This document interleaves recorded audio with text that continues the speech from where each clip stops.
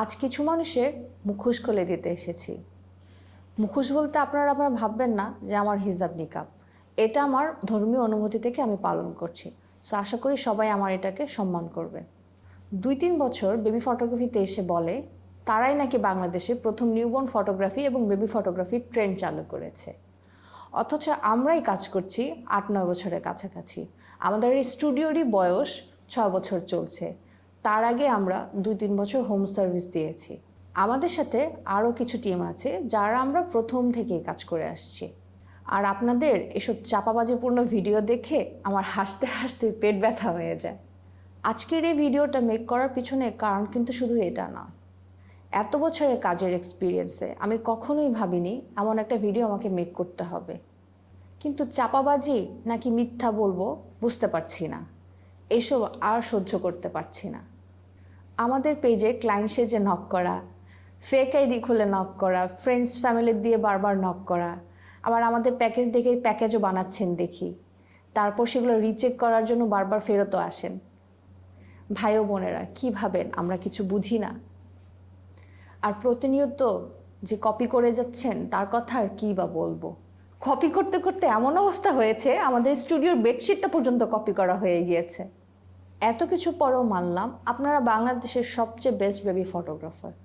তাহলে কেন আমাদের কপি করতে হবে? আমাদের ভিডিওর কন্টেন্ট, সাউন্ড, স্ক্রিপ্ট, এমনকি আমাদের ক্লায়েন্টদের নেওয়া রিভিউর স্টাইলটা আপনারা কপি করছেন। বেবি সেক্টরে কাজ করতে এসেছেন, সামনে আরও অনেকেই আসবে। আমরা সবাইকে মোস্ট ওয়েলকাম জানাই। কিন্তু একই সেক্টরে কাজ করতে হলে একই সেক্টরে যারা কাজ করছে সবার সাথে অনেক সুন্দর, বন্ধুত্বপূর্ণ এবং একটা ওয়েলকামিং বিহেভিয়ার রাখতে হবে, যেটা আমরা প্রথম থেকে কাজ করছি যারা, তাদের মাঝে এখনও আছে। নিউজ ফটোগ্রাফি শ্রাবণ এবং আমি ফারিয়া, আমরা কখনো বলি না আমরা বাংলাদেশের বেস্ট বেবি ফটোগ্রাফার, এবং আমরা অন্য কাউকে আমাদের কম্পিটিটরও মনে করি না, কারণ আমরা আমাদের নিজেদেরই কম্পিটিটর। কারণ আমরা সবসময় ভাবি আমাদের কাজটাকে কতটা সুন্দর, ইউনিক করা যায়, কতটা আপগ্রেড করা যায়। আমাদের স্টুডিওর 40% প্রপস এখনও ইউজই করা হয়নি। উই আর স্টিল লার্নিং, আমরা শিখছি এবং ভবিষ্যতেও শিখব ইনশাল্লাহ। কারণ প্রতিটা বেবি আমাদেরকে নতুন করে কিছু না কিছু শিখিয়ে যায়। আলহামদুলিল্লাহ, এই জন্য আমাদের কাছে সবচেয়ে সেন্সিটিভ বেবিগুলো আসে। সবচেয়ে ছোট বয়সী বেবি ছিল 4 দিনের, যদিও ভাইয়া চেয়েছিল 3 দিনের সেশন করতে, কিন্তু আমরা স্কেডিউল দিতে পারিনি। আর সবচেয়ে কম ওজনের বেবি ছিল 1727 গ্রামের। আপনি আমাদের কভার ফটোতে কিন্তু বয়স অনুযায়ী বাচ্চাদের ছবি দেখতে পাবেন। এত বছরের ফটোগ্রাফি এক্সপিরিয়েন্সের পর নিজে একজন ডাক্তার হয়ে এখনও অনেক বেবিদের নিয়ে ফটোগ্রাফি সেশন করতে গেলে অনেক কনসার্ন হয়ে কাজ করতে হয়। এই সব ঘটনাগুলো একটা টিম করেছে তা কিন্তু নয়। সব কিছুর ভিডিও সহ প্রমাণ এবং স্ক্রিনশট আমাদের কাছে আছে। কে কীভাবে আজ বড় ফটোগ্রাফার হয়েছে দেখলে আপনারাই বুঝতে পারবেন। আর যখন ধরা পড়ে যায় তখন আমাদেরকে ব্লক করে দিয়ে চলে যায়। এত ইনসিকিউর কেন আপনারা? একটা ফিল্ডে অনেক মানুষ কাজ করবে, এটাই স্বাভাবিক। ভবিষ্যতে ইন্সপায়ার হয়ে আরও অনেকেই আসবে। আপনারা এসব বাদ দিয়ে নিজেকে ইমপ্রুভ করার চেষ্টা কেন করছেন না? ক্লাস 1-2 এর বাচ্চাদের মতো দেখে দেখে কপি করা, ধরা পড়ে গেলে ব্লক করে দিয়ে চলে যাওয়া, এসব কী রে ভাই? আমরা এত সব কীভাবে জেনেছি জানেন? কারণ আমাদের ক্লায়েন্টরাই আমাদেরকে এসে কিংবা ফোনে এসব কিছু ইনফরমেশন দিয়ে থাকে। 2-1টা অনলাইন কোর্স করে, মানুষকে ধরে ধরে এনে ফ্রি ফটোশ্যুট করে ব্লগ মেক করা, সোশ্যাল প্ল্যাটফর্মে সত্য মিথ্যা পাবলিশ করা, সবচেয়ে সেন্সিটিভ বিষয় হলো বাচ্চাদেরকে নিয়ে ফান করে ভিডিও মেক করা। আসলে কি আপনারা বেবির সেফটিটা নিয়ে ভাবছেন, নাকি শুধু নিজের পাবলিসিটি নিয়ে ভাবছেন? ফান করতে করতে যদি কখনো কোনো বেবির ক্ষতি হয়ে যায়, প্রমোশন করারও তো একটা লেভেল থাকে, তাই না? পৃথিবীতে তো কোনো কিছুই ফ্রি না।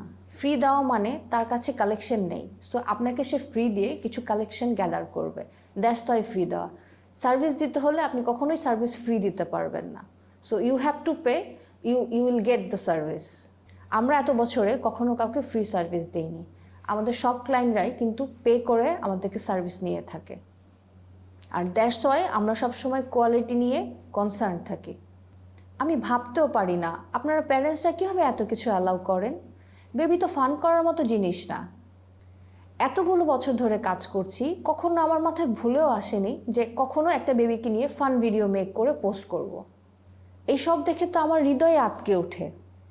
একটা সন্তানের জন্য বাবা মায়ের কত কত স্যাক্রিফাইস, কত স্ট্রাগল, এই গল্পগুলো আমাদের চেয়ে কারোর জানা বেশি নয়। আমরা সবসময় এই ফিলিংসটাকে সম্মান করি এবং ধারণ করি। এই কথাটা বাবা মায়েদের জন্য। আপনার বেবিটা কতটা সেন্সিটিভ সেটা নিয়ে কনসার্ন হন। বেবির সেফটিটা নিয়ে সবসময় ভাবুন। প্রয়োজন হলে আরও জানুন, শিখুন। কারণ আজকালকার যুগে জানার কিংবা শেখার জন্য মাধ্যমের কিন্তু অভাব নেই।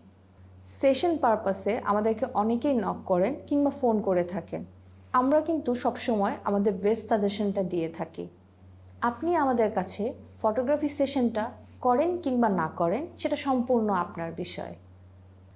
কারণ সবাই আমাদের কাছে সার্ভিস নিতে পারবে এটাও আমরা কখনো এক্সপেক্ট করি না। অ্যাটলিস্ট কিছু নলেজ কিংবা টিপস দিয়ে যদি কারো হেল্প হয় তাহলে মন্দ কী। ফটোগ্রাফি সেক্টরের মাঝে সবচেয়ে চ্যালেঞ্জিং এবং সেন্সিটিভ হচ্ছে নিউবর্ন ও বেবি ফটোগ্রাফি, এবং সবচেয়ে বেশি এক্সপেন্সিভও বলা চলে। কারণ A to Z সব প্রপস আমাদের প্রোভাইড করতে হয়, স্টুডিও সার্ভিস থাকে, আর অগণিত এফোর্টের কথা তো নাই বললাম। আর এত কিছুর পরেও বাংলাদেশের নিউবর্ন বা বেবি ফটোগ্রাফি অনেক আন্ডাররেটেড। আমাদের বাংলাদেশিদের মাঝে ওয়েডিং ফটোগ্রাফি থেকে বেবি ফটোগ্রাফিতে টাকা খরচ করাটাকে নাকি অর্থিত মনে করে না। কারণ এখনও বেশিরভাগ মানুষই বেবির সেন্সিটিভিটিটা বুঝতে পারে না। যে বেবিটা আরেকজনের উপর ডিপেন্ডেন্ট, সেই বেবিটার জন্য যে সবচেয়ে বেস্ট সার্ভিস দরকার সেটাই এখনও বুঝতে পারে না। সব প্রপস প্রোভাইড করে, সেশনের দিন সেট আপ করে, বেবিকে হেলথ চেক আপ করে বেবিটা সুস্থ আছে কি না সেই অনুযায়ী তাকে রেডি করা, তাকে ম্যানেজ করে সেশনের জন্য প্রিপেয়ার করা এবং ফুল সেশনটা এক্সিকিউট করা it's not a easy job bro. তারপর সেশনের আগে এবং পরে ক্লিনলিনেস, হাইজিন মেনটেন করা, পোস্ট প্রসেসিং করা, এসব কিছুর কথা তো অনেকে ভাবিনি না। এখন অনেকেই বলবেন বেবি ফটোগ্রাফি করা দরকারটা কি। এই সব কথাগুলো কিন্তু তাদের জন্য না, আর তাদেরকে বোঝানোর ক্ষমতাও আমার নেই। যারা বুঝে, তার বেবিটার মেমোরি ধরে রাখতে চায়, একমাত্র তারাই নিউবর্ন ফটোগ্রাফি করে। কারণ এই ছোট্ট বেবিটা সারা জীবন ছোট্ট থাকবে না, কিন্তু তার এই মেমোরিটা সারা জীবনই থাকবে। আমরা ম্যাসিভ কাজ করি না এবং আমাদের টার্গেট ম্যাসিভ কাজ করাও না। ক্লায়েন্টরা যেরকম আমাদেরকে চুজ করে কাজ করেন, আমরাও কিন্তু বুকিং নেওয়ার সময় ক্লায়েন্টদেরকে চুজ করেই বুকিং নিয়ে থাকি। যাদের সাথে আমাদের মেন্টালিটি ম্যাচ হয় এবং যারা আমাদেরকে রেসপেক্ট করতে পারে, আমরা কিন্তু তাদের সাথেই কাজ করে থাকি। আমি যদিও সবসময় অনেক ব্যস্ত থাকি, অ্যাজ এ প্রফেশন আমি একজন ডাক্তার, ফটোগ্রাফিতে আমাকে সময় দিতে হয়, আর সংসারের কথা তো নতুন করে বলার কিছু নেই। অনেক আপু ভাইয়েরা পেজের ইনবক্সে কিংবা বিভিন্ন অ্যাওয়ারনেস পোস্টে কমেন্ট করে থাকেন, রিকোয়েস্ট করে থাকেন কিছু নতুন টপিকস নিয়ে আলোচনা করার জন্য। আমি চেষ্টা করব আপনাদের রিকোয়েস্টেড ভিডিওগুলো নিয়ে আসতে। আর শ্রাবণের কথা কি বলবো, সে এতটাই বিজি যে পার্সোনাল কাজের জন্য আমি মাঝে মাঝে তাকে খুঁজে পাই না। যাই হোক, নেক্সট আরেকটা ভিডিও নিয়ে আসবো স্ক্রিনশট ও প্রমাণ নিয়ে। এই ভিডিওটা অনেক বড় হয়ে গিয়েছে, তাই এটার সেকেন্ড পার্ট নিয়ে আসবো। সো সেই পর্যন্ত ভালো থাকবেন। আল্লাহ হাফেজ।